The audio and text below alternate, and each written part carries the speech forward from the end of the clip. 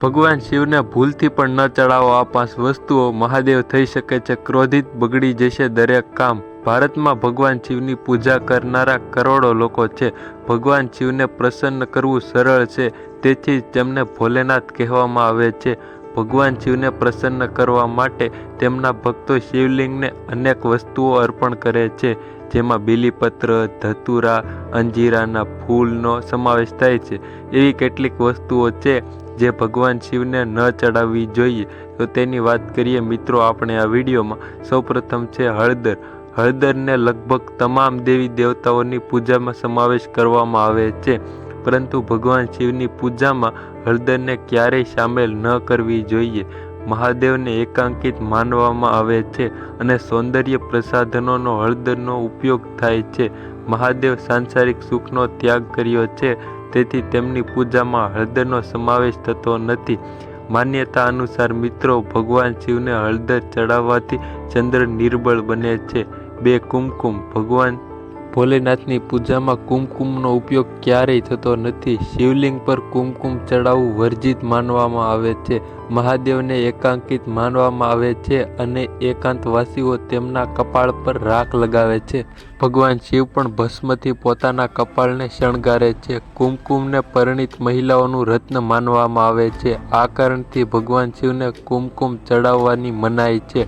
3. શંખ। ભગવાન શિવની પૂજામાં ન તો શંખ રાખવો જોઈએ અને ન વગાડવો જોઈએ, તેમજ ભગવાન શિવને શંખથી અભિષેક કરવો જોઈએ નહીં। પૌરાણિક કથાઓ અનુસાર ભગવાન શિવે શંખચૂડા નામના રાક્ષસનો વધ કર્યો હતો। શંખને એ જ રાક્ષસનું પ્રતીક પણ માનવામાં આવે છે।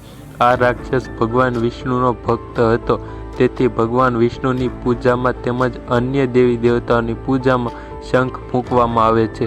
ત્યાર પછી 4 નંબર પર આવે છે તુલસી। તુલસીને દેવી લક્ષ્મીનું સ્વરૂપ પણ માનવામાં આવે છે અને દેવી લક્ષ્મી ભગવાન વિષ્ણુની પત્ની છે। આ કારણથી ભગવાન શિવને તુલસી અર્પણ કરવાની મનાઈ છે। આ સિવાય જલંધર નામના રાક્ષસની પત્ની વૃંદાનું વર્ણન પૌરાણિક કથાઓમાં જોવા મળે છે, જેને તુલસી કહે છે। ભગવાન વિષ્ણુએ જલંધરનું રૂપ ધારણ કરીને તુલસીની તપસ્યાને ભ્રમણ કરી હતી અને ભગવાન શિવે જલંધરનો વધ કર્યો હતો, ત્યારે તુલસીએ પોતે ભગવાન શિવની પૂજામાં ભાગ ન લેવાનું કહ્યું હતું। ત્યાર પછી છેલ્લું અને 5મું છે મિત્રો નાળિયેર પાણી। મહાદેવને જળ અર્પણ કરવું શુભ છે। 1 ગ્લાસ પાણીથી જ મહાદેવ પોતાના ભક્તોથી પ્રસન્ન થઈ જાય છે, પરંતુ મહાદેવને નાળિયેર પાણી બિલકુલ ન ચડાવવું જોઈએ। હા, જો તમે ઈચ્છો તો તમે ચોક્કસપણે આખું નાળિયેર ચડાવી શકો છો। તો બસ મિત્રો આજના વિડીયોમાં આટલું। તમને આ જાણકારી હતી કે નહીં તે અમને કોમેન્ટ કરીને જણાવી દેજો, અને અમારી ચેનલ પર નવા અને પહેલીવાર હો તો ચેનલને પણ સબસ્ક્રાઈબ કરી દેજો અને સાથે સાથે બેલ આઇકનને પણ પ્રેસ કરી દેજો, જેથી અમારા આવા કોઈ પણ નવા કે માહિતીપ્રદ વિડીયો આવે તો તે તમને સૌથી પહેલાં મળતા રહે। અને મળીશું મિત્રો કોઈ આવા ઇન્ટરેસ્ટિંગ માહિતીપ્રદ વિડીયો કે ઇન્ફોર્મેશન વિડીયો સાથે। ત્યાં સુધી બધાને બાય બાય અને થેન્ક્સ ફોર વોચિંગ। જોવા બદલ બધા મિત્રોનો ખૂબ ખૂબ આભાર। મળીશું કોઈ નવા વિડીયો સાથે, ત્યાં સુધી બાય બાય।